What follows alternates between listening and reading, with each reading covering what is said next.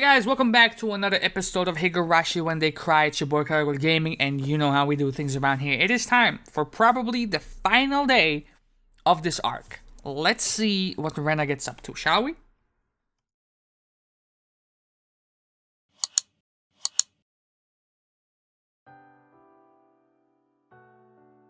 Walking with only Mion to school made me miss Rena a lot. どうしたのさ、ケイちゃん。 You can't hold a conversation for shit. さっきからキョロキョロしてさ。なんでもないよ。 It was the same old path to school, but I felt nervous for some reason. I wondered what Rena meant when she said she was going to win a come-from-behind victory last night. Did she mean that literally? Is she going to come up from behind us? I couldn't stop feeling like something dangerous was going to happen. Rena thought Mion was one of her enemies. She could be lying in wait to attack Mion with a knife. 大丈夫だって。レナがそんな短絡的なことをするわけないよ。 Did you just fucking read my mind? まあ仮にそうでも自分の身くらい守れるからね。 Mion said it brightly as if trying to tell me she wasn't afraid of anything. But I couldn't be optimistic like her because I knew exactly what Rena was going through. Rena must be determined by now, and she probably wouldn't mind dying fighting against Mion if she wasn't going to win anyway. Of course, that didn't mean she was definitely going to take violent action, but I couldn't deny the possibility either. それよりおじさんが気にかかるのはどうしてレナが急に変になっちゃったのかその理由の方だね。 Was there any reason? I remembered the tragedy. I couldn't remember what made the world go crazy, but I remembered we got lost in that awfully scary world. It started with small things, and those small things continued to pile up one after another. If you thought about it calmly, you would laugh, because it was really a stupid thing. But once those little tiny stupid things start to bother you, you couldn't ignore them. It was that kind of disease, if you could call it one. But there must have been a reason. There must have been a reason that made the world go crazy. But it must be such a small thing that you couldn't even notice. And unfortunately, the reason was very difficult to understand, and you wouldn't be able to figure it out until you died. 親戚にお医者がいてね、脳とかに腫瘍ができて、たまたまそれが珍しいところだったりすると、性格が急に変わったり、普段と別人みたいになってしまうことがあったりするんだって。大昔はこの病気が悪魔つきや狐つきなんて呼ばれて、オカルト的に脚色されてたこともあるんだってさ。ってことはつまり脳という体の一部に起きた肉体的な病気ってわけか。今回に関しては精神的と捉えてもいいかもしれないね。レナはリナ鉄平殺しの後かなり動揺していて心が不安定になってた時期があった。そんな時期に大石のバカタレが富武さんたちの事件を大げさに吹き込むもんだから。大石さんって人もさ、高野さんのスクラップ帳に少し似てるとこがあるかもな。へえ、どの辺が？なんていうのかな、Hinamizawa村連続開始事件というものが現に5年連続で起こってるのに、こんなことを言うのもなんだけど、俺さ、もともと連続事件なんて存在しないんじゃないかって思ってる。It was true that the mysterious incidents happened 5 years in a row, but they were each solved individually. It was the same as a past you didn't need to talk about. We thought of them as a series of mysterious deaths, which is why we thought something was going to happen this year too. It led us to think that there was a conspiracy, and that the Sonozaki family was behind it. We connect those things to the series of mysterious deaths, but we shouldn't do that in the first place. Just like I tried to keep my distance from Rena when I found out about her dark past. Wasn't everybody trying to keep their distance from the dark past of Hinamizawa? Takada-san's scrapbooks are a good example. She dramatized both the recent incidents and the old cruel history, and she made feasible stories out of them, saying that the Sonozaki family was behind it all. Oishi-san did the same thing too. He was so convinced that the Sonozaki family was behind it all that it was making him interpret things the wrong way. In that sense, we could say Oishi-san believed in the same delusion as Rena. その辺にはさ、何かあるごとに黒幕のように振る舞う園崎家の責任もあるんじゃねえのかな。この村では何かおかしなことがあれば全て園崎家の暗躍、それで決着をつけられてしまう魔法の言葉になっちゃってるんだよ。例えて言えばほら、この世の現象は全てプラズマで説明できるみたいな感じだよ。ほう、つまりそれは何を、園崎家が全部悪いってわけ？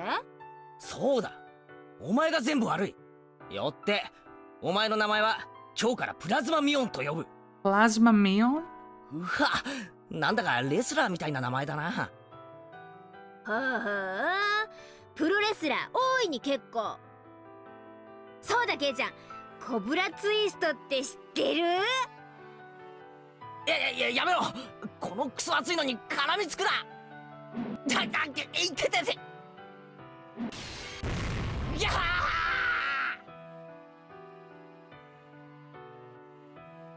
Look at them having a good time, though. おはようございますですわ、ケイチさん。おはようなのです。Satoko and Ika-chan looked a little sad when they saw only the two of us. If the three of us came to school together like always, they would have been really happy. But our classmates were as noisy as usual. Nobody seemed to make a big deal about Rena's absence.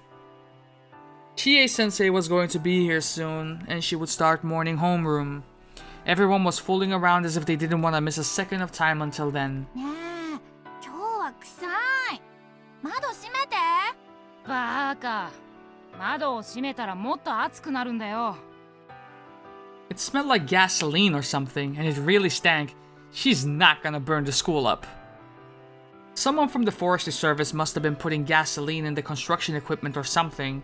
Some students near the windows were making a fuss because they wanted to close the windows to shut out the smell. Our school wasn't a normal school compared to the others. We were using a part of a forestry service building. Unusual things like this happen sometimes.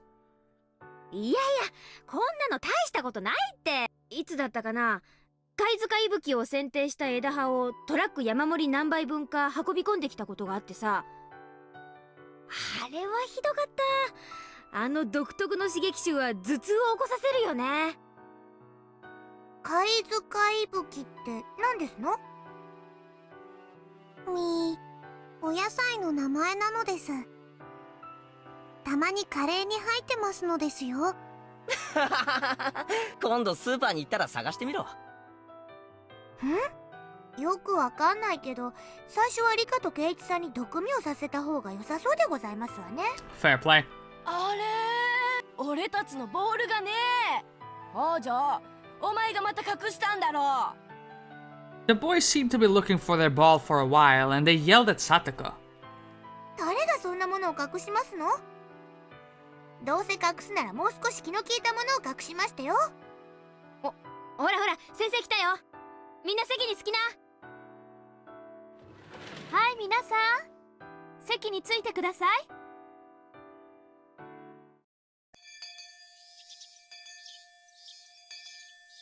I kept thinking about Rena the whole time during class. I thought about what she said last night, and I wonder what her come from behind victory means. According to Takano-san's delusion, the masterminds behind the bioterrorism were the three families and a group of fanatical believers that controlled those three. In other words, the Sonozaki family. What could Rena do alone against them? Mion lived with her grandmother, the leader of the Sonozaki family. There were only two of them in the house. It was possible that Rena would try to break into their house with a knife. But I had already come up with that possibility last night. That's why I called Mion and warned her. On the way to school this morning, Mion told me some bodyguards from the corps had been at her house since this morning. She told me she had been guarded herself too. There was a black car parked near the school gate. They must have been the bodyguards. But according to Takano's parasite theory, the battle wouldn't end just by attacking the leader of the Sonozaki family. According to the delusion that she believes in, the conditions of her victory were more complicated than that. She needed to expose the group of fanatics who are behind the Sonozaki family. And she needed to destroy their research on the parasite. Plus, Rena didn't have much time left. thanks to that suspicious poison she mentioned. But how exactly could she win a come-from-behind victory under circumstances like that? She might interpret that the town council are the group of fanatics. If so, she might attack them the next time they have a meeting at the shrine. The town council meets once a month at most. It would be hard to believe that they were holding a meeting today. She probably thought the place researching the parasite is the EDA clinic. Rena suspected that there was something fishy about the clinic from the beginning, and that suspicion must have changed to certainty in her head by now. Did she mean that she was going to attack the clinic? This wasn't like an action movie. What could she do all by herself? Was she going to start a fire? Nah, that would be pointless. In order to expose the conspiracy, she would have to get proof that they were actually studying the parasite. Was she going to break into the clinic and get questionable weird samples? The last problem of all was how much time she had left. If she believed she didn't have much time left, especially under desperate disadvantageous conditions, she might try to stab whoever she thought of as an enemy. But Rena sounded like she really believed she would regain her happy and peaceful days after everything was over. Rena probably meant that she was going to stay alive and win. Was there something like an antidote? It didn't have to be real. As long as it was an antidote to Rena's delusion, it didn't matter what it was. It could even be the water you wash your vegetables with. But if she thought she could get the antidote so easily, she wouldn't have been so desperate about the time she left. The antidote must be difficult for her to get. The easiest place for that, in her delusion, was that it was hidden somewhere in the clinic. Putting it all together like that, I felt like Irie and his clinic were in danger.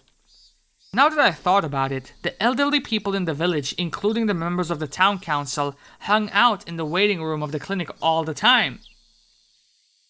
If most of the board members happened to gather there, for her, it would be the perfect place to attack.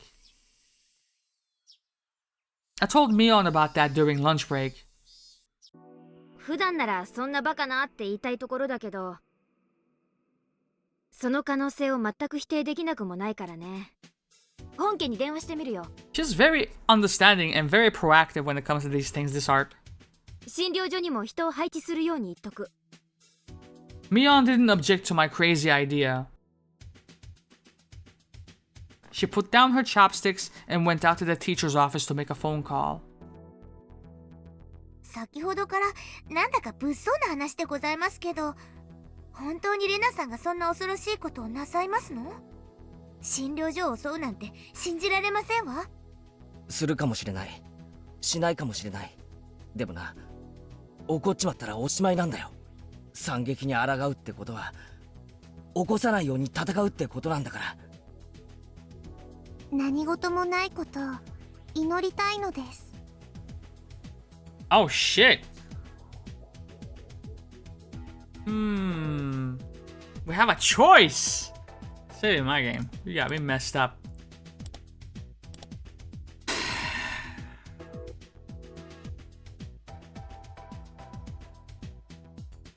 It will be alright. It won't be. わかりました。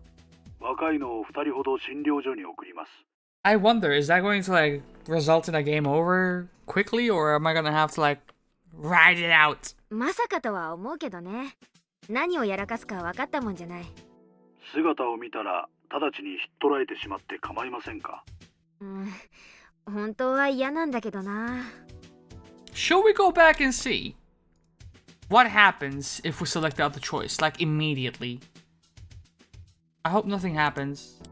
If I say 何事もないことを祈りたいのです。to Rika-chan, who had whispered that, I... ちょっと俺、ミオンのところに行ってくる。Oh shit! It changes! It changes!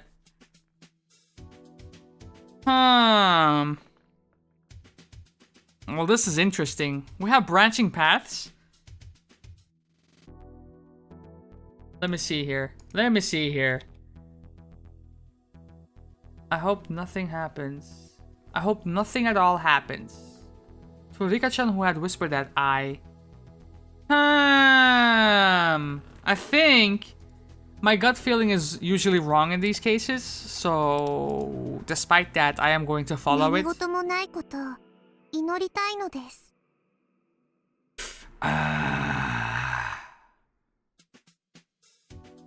My gut feeling said this, alright? So I'm gonna go ahead and say this. I had to! I had to! ちょっと俺ミオンのところに This does not feel good. We fucked up. After taking my leave from them, I left the classroom and headed to the faculty office where Mion had gone to make a phone call.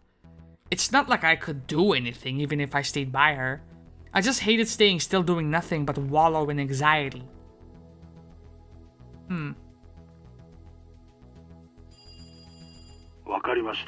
Okay, so then it ties back together. Did it make a difference though? In one scenario, we remain in the classroom, and the other one, we're out in the hallway. まさかとは思うけどね。何をやらかすか分かったもんじゃない。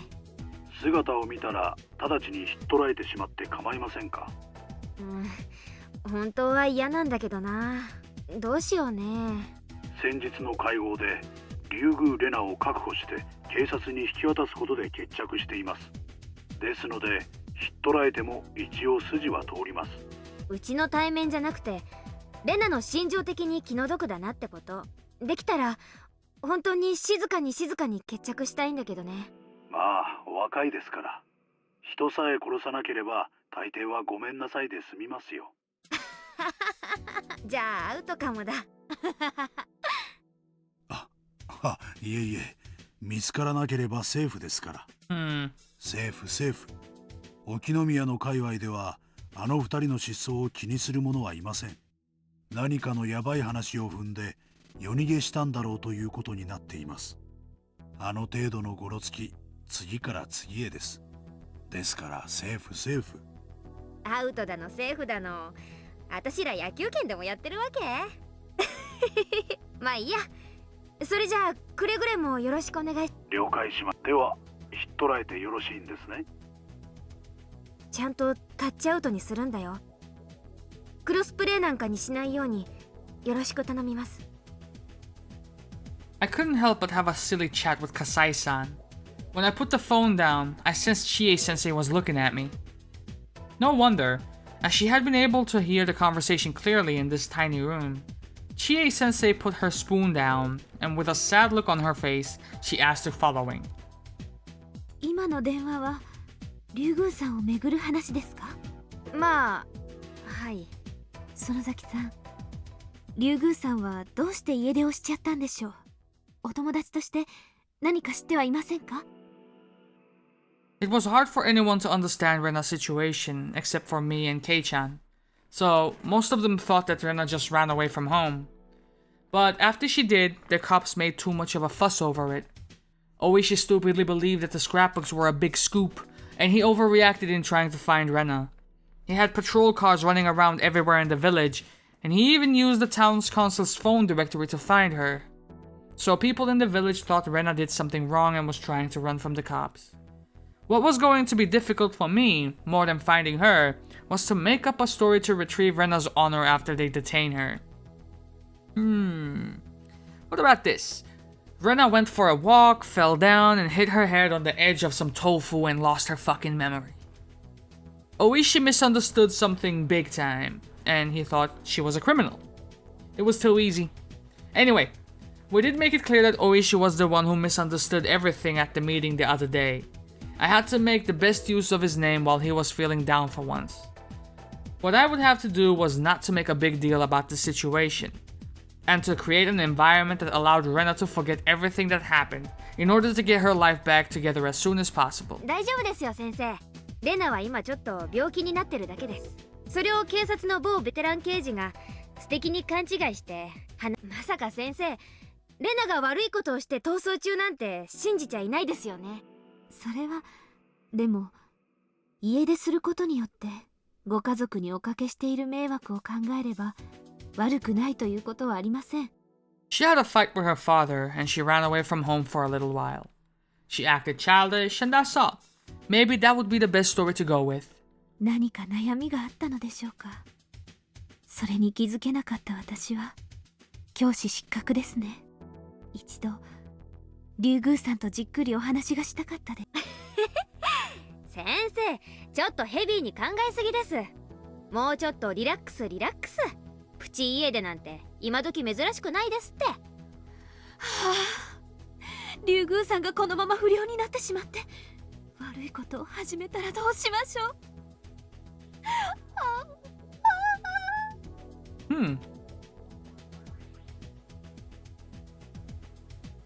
Ryugu-san becomes a bad kid. She does something bad and gets arrested by the police. It's her teacher's responsibility. I'll be dishonorably discharged. I can't eat curry anymore. I'm dead!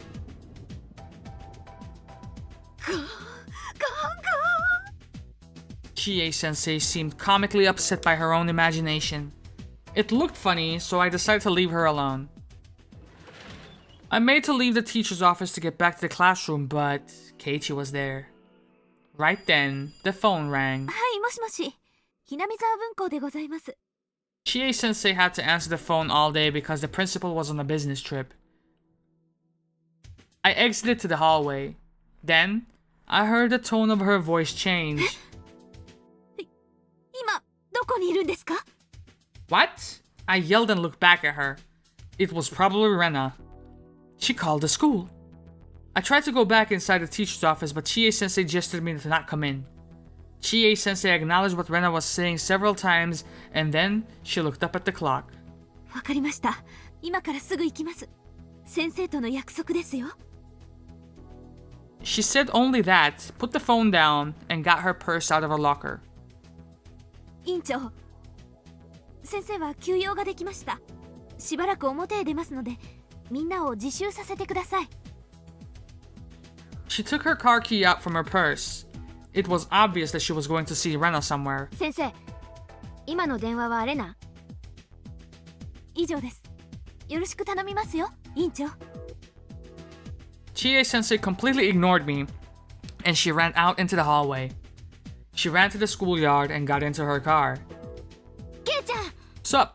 どうした？千恵先生慌ててどこに行ったんだ？レナから電話があった。え、なんて？ I ran after the teacher without answering that. Kei-chan followed behind me.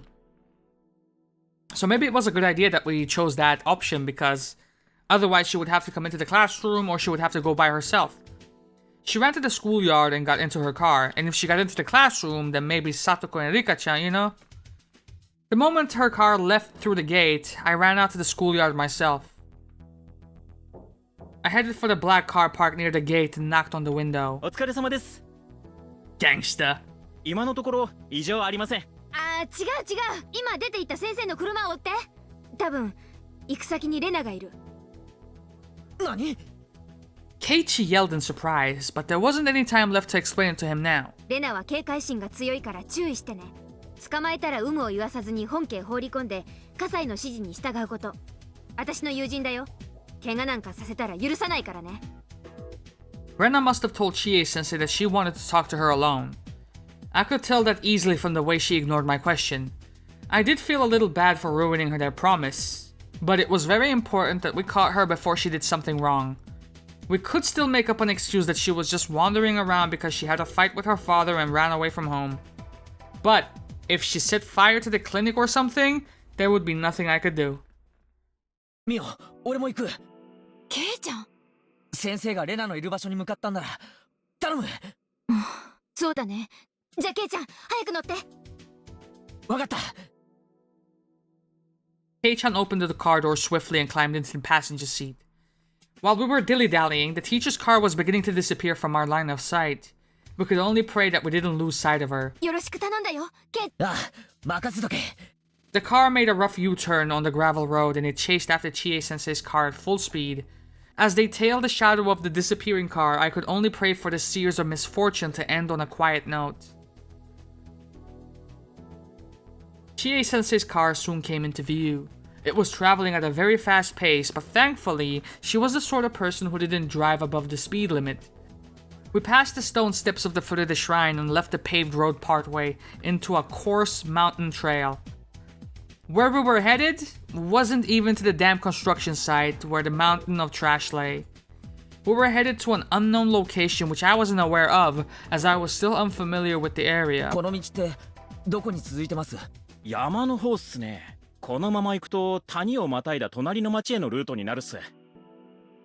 And as if it nodded in agreement with the driver's words, the vegetation around us opened up on one side, and we saw mountains in the distance and a valley between them. I saw a stream up ahead and a suspension bridge straddling it. According to him, there was certainly an unmanned office cabin in the vicinity set up for emergency purposes. Judging by Chie-sensei's panic, had Rena threatened to jump off from there or something if she didn't come? If so, then why exactly? That's right. Just why had she called Chie-sensei out to the suspension bridge? The sudden question triggered a throbbing anxiety which spread across my chest. First of all, what did Rena even have to do with Chie-sensei? I mean, it's not like they were on bad terms. Rena was a good student, so she had a good relationship with her teacher. But it's not like she had a trusting relationship with her, enough to call her and consult her on such affairs. And also, why the suspension bridge? If it was a threat to jump off if she didn't come, the shrine had a good enough elevation for that. She didn't have to call her all the way out here. I was astonished, finally having understood Rena's intentions. 運転手さん、千恵先生の車を止めてくれ。え？早く。As we noisily rang the car horn, Chie-sensei's car came to a halt, almost close enough to hit us, and she got down looking stunned. And after recognizing me in the passenger seat of the car behind hers, she tried to yell out, but I beat her to it and cried, "We're in big trouble." 先生、俺たちレナに騙されたんだ。レナはここにはいない。The teacher didn't understand what I was talking about, and donned a confused expression. But there wasn't even any time to explain it to her, so I flew towards the phone booth near us, put a 10-yen coin in the slot, and dialed the phone number to the staff room which I vaguely recalled. Please, somebody answer. Mion, Satoko, Rika-chan, I don't care if it's somebody else either. Isn't Mion with us? I had to tell this to the people at school fast, so hurry. Hurry up and pick up the phone. And then, after the phone had rang around 10 times and I had almost given up, the call went through. They are in danger. もしもし。すみません。俺、前原です。すぐに園崎美音に繋いでください。もしもし、聞こえてるのか？もしもし。I didn't know if it was because I was using an old phone or because the line was too far away, but I couldn't hear anything from the receiver. And then, when I was about to raise my voice and yell into the phone, 何ケイイチ君、みーちゃんに何か用かな？かな？ my prediction was on the mark. It was even worse than I had imagined. レナ、そこにいるんだな。うん、いるよ。みーちゃんたちも一緒にね。ケイイチ君がいないのが残念だよ。一人じゃなかなかやりづらくって。うるさく騒いだり泣いたりして頭にきたから、何度か殴っちゃった。なんてこと。おいレナ、いいか、ここには千恵先生もいる。だから落ち着いて俺の話を。ケイイチ君はそっちに行っちゃったのか。だったらお話はこっちで聞くね。早く来てね。おいレナ、待て、切るな。Those words fell on dead ears.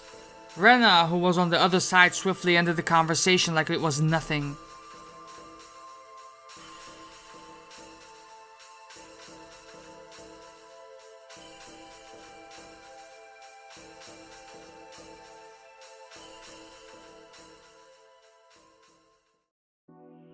PS より全社へ。沖宮 PS より全社へ。Hinamizawa 営林署にて籠城事件発生。人質多数。全社は至急南沢営林署へ向かわれたし。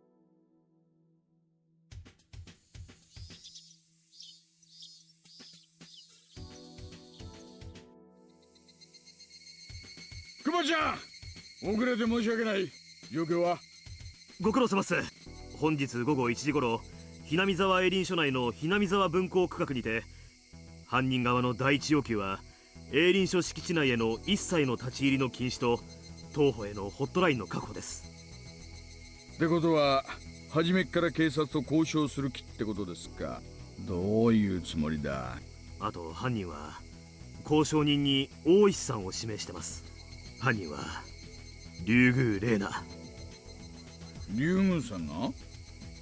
わかりました。いいですよ。とことんお付き合いさせてもらいましょう。Oishi gave a crooked smile. 竜宮玲奈以外に犯人がいるか不明です。カーテンが閉められているので状況も一切確認できていません。通報者に選挙時の様子は聞いてませんか？いえ、竜宮玲奈からの直接の犯行声明でした。よって内部の状況は一切不明。担任と生徒の1名は犯行直前に竜宮玲奈の電話呼び出しを受け、遠方に呼び出。計画的ですね。営林署側の人間は人質には？今日は営林署職員は不在でした。よって生徒24名のみ。生徒数は担任が出席簿で確認した人数です。 Really? I guess. それプラス犯人ってわけか。竜宮玲奈以外に犯人らしき人影は？いえ、何度かカーテンから覗く人影がありましたが、いずれも竜宮玲奈本人でした。ですが規模他を考えて、おそらく最低でももう一人二人はいると予想されます。レナちゃんはとても真面目ないい子なんです。こんなことをするなんて何かの間違いに決まって。大丈夫ですか？ Oishi ran up to Chie-sensei, who was crying with a handkerchief held up to her face. Chie-sensei was huddled over, and Oishi didn't think he could say anything else to her. 大石殿、もしできるなら人質の交換を申し出たい。ぜひ私と子供たちを交換していただきたい。校長先生、私が悪いんです。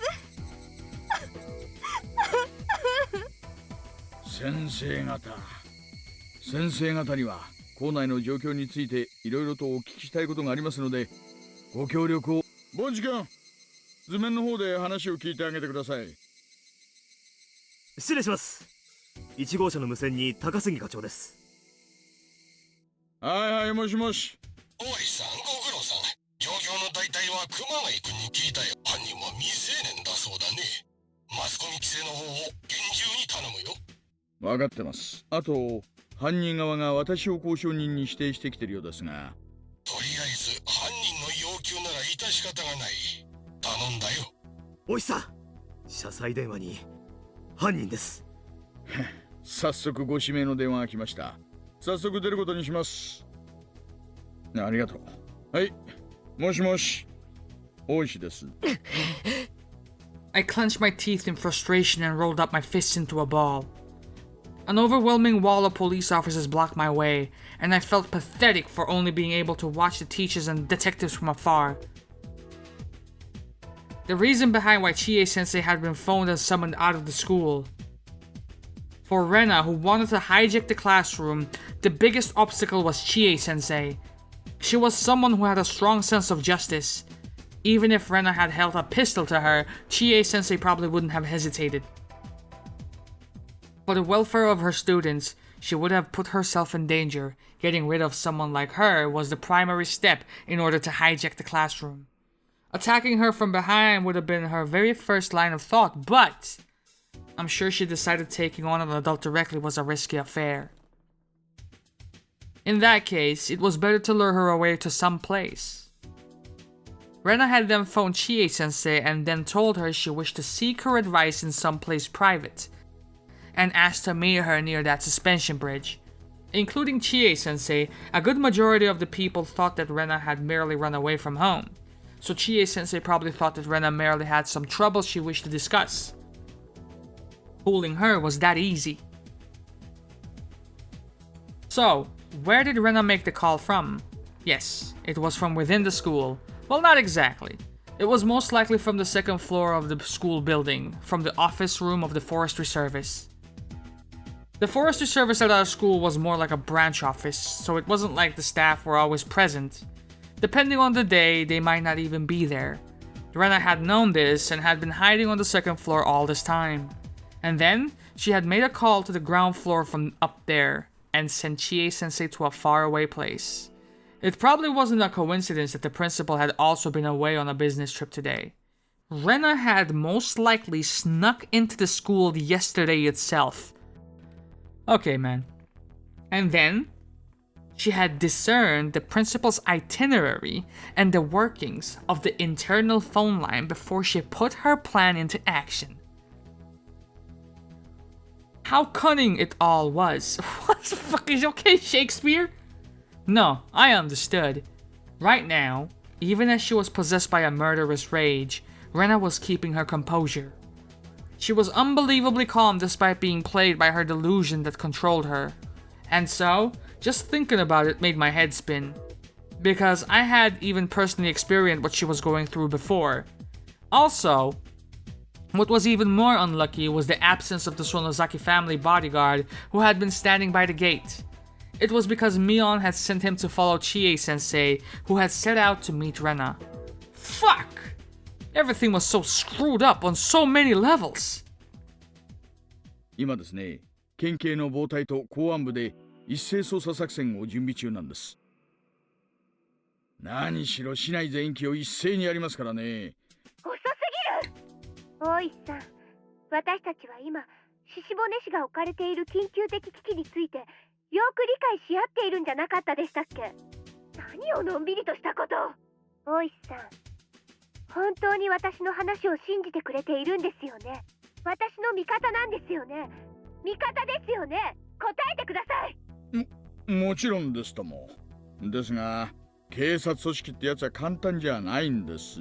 私も最大限努力をしてる。ただですね、やはり話の規模があまりに大きすぎるもので。The negotiations weren't that satisfactory, to be honest. Even as they spoke, it was clear from the overwhelming tension that Rena's patience was wearing thinner and thinner. じゃあ、圭一君を呼んで。は？今何とおっしゃいました？そっちにいるんでしょ？彼と話をするから。はい。わかりました。Oishi asked one of his subordinates to summon the boy who stood in front of the line of the crowd gathered at the barricade. He immediately jogged over to the car as soon as he was called. 前原圭一さんですね。はい。竜宮レナさんがあなたと話がしたいそうです。通話代わってもらえますか？わかりました。Oishi then handed over the receiver to Keiichi and he noticed something happening outside and left the car. もしもし。Well, you would think that this would be pretty important, so he would stick around, right? 圭一君、よかった。戻ってきてくれたんだね。レナ。警察がね、レナの言うことを信じてくれないの。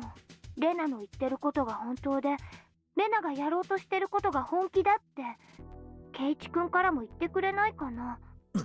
やろうとしてることって今この教室にね。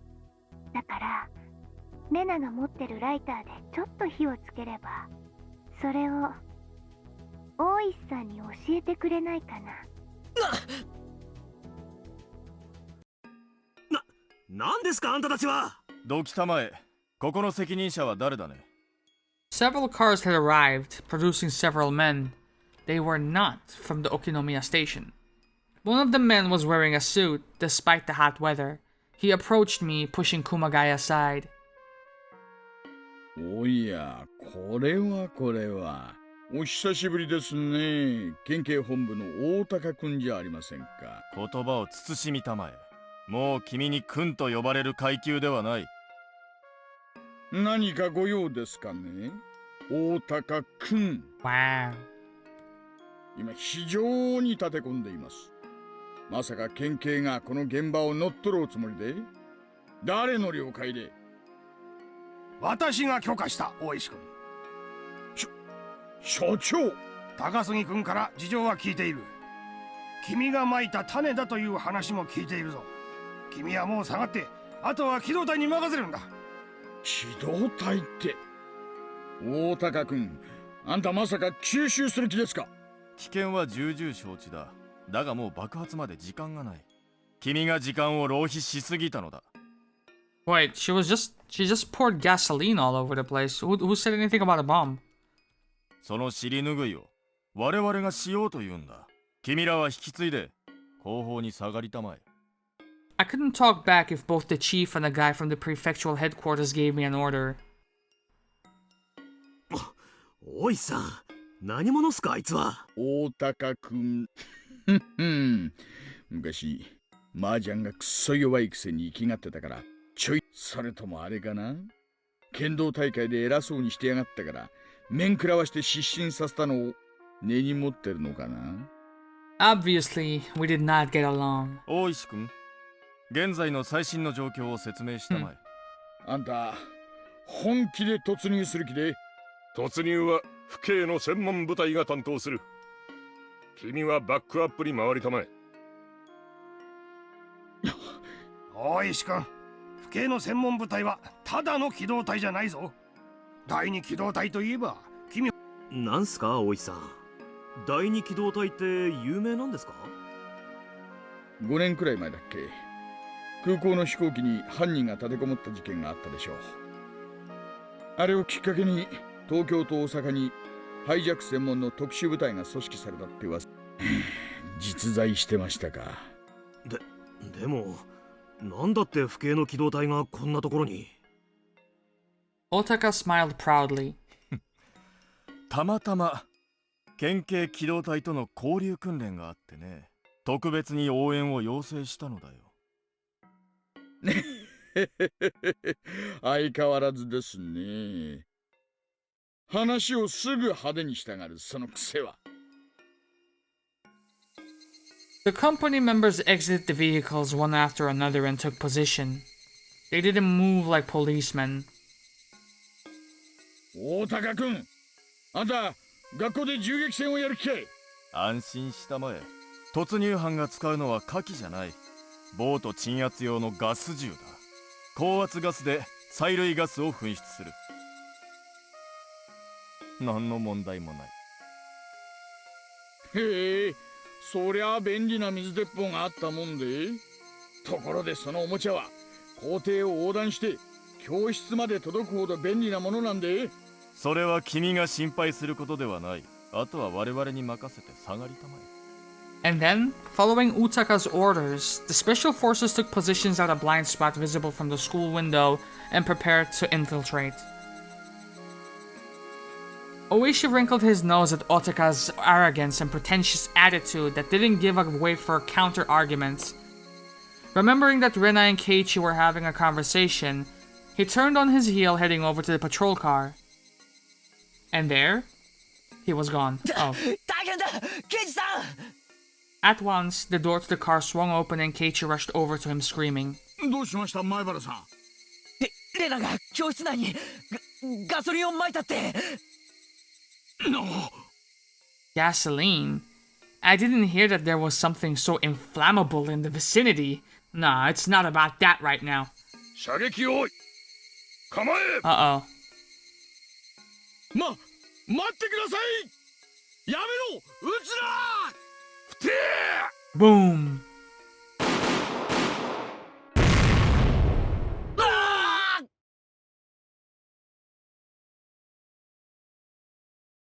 Our bodies were promptly blown away and hit the ground. We didn't understand what had happened for a moment. A high-pitched tinnitus violently reverberated within my skull, and an overwhelming dizziness distanced me from my consciousness. My throat and nasal passage felt irritated from the suspended dust particles and smoldered air. Spitting out the crunchy debris from my mouth, I dragged my beaten body up into a stance and faced forward, looking ahead of me.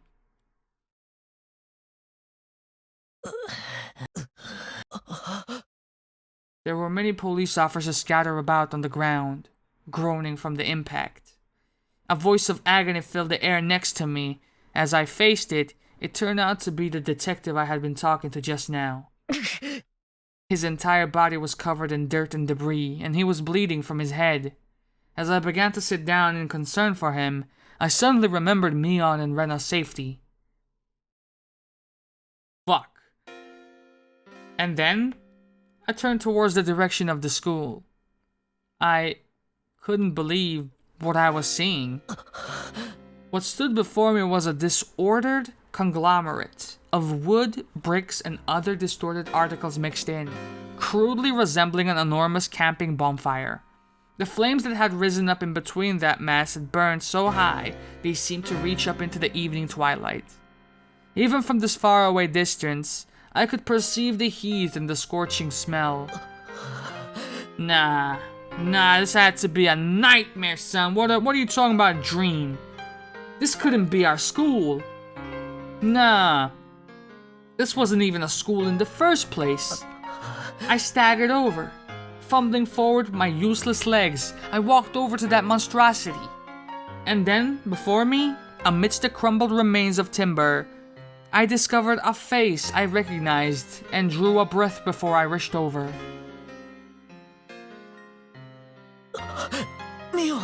Mion's eyes were wide open, facing my way, with her right arm raised. Her mouth was slightly open. She probably couldn't speak. I had to get her out of here first. Thinking that, I tightly grasped that right arm. It felt light. There was no resistance. And then, from within the rubble, it came out. And then, a small mass rolled over and touched my feet. Mion's head had come apart from her body.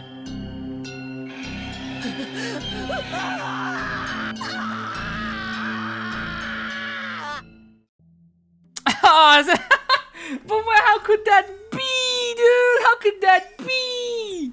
My gut feeling was right for once? Unbelievable. Well, at least we got to explore that.